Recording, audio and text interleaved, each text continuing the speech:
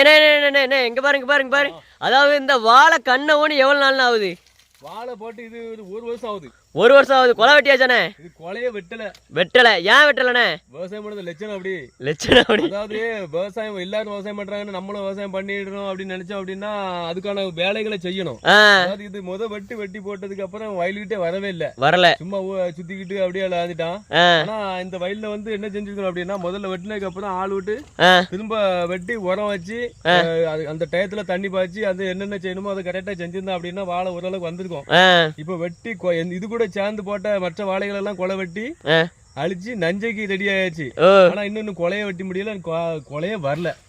இந்த பாவம் ஐயோ பாவம் அந்த கண்ணை வளர்த்து அது கொலை வந்து அது வந்து முடிஞ்ச ஒரு காலம் அதுக்குள்ள கடந்து போனாதான் அதுக்குள்ள மவுசு. ஆனா அதையும் வாழ விடல. நம்மளும் அதுக்குள்ள பருவத்தை என்ன செய்யவே இல்லை. இந்த வாழை இப்படி கிடக்குது. நம்ம நிறைய இடங்கள்ல வந்து வாழை நோய் அடிச்சு கிடக்கும். சில இதனால ஒரு விஷயங்கள்னால தோத்து போவோம்.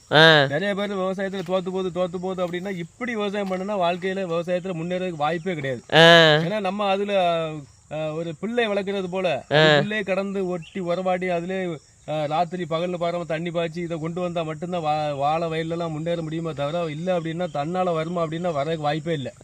முயற்சி தண்ணே திருவனையாக்கும். சும்மா வருமானா வர வாய்ப்பு இல்ல. சரி. இந்த வாழை கொலை வந்து வரதுக்கு வாய்ப்பு இல்ல. சரி.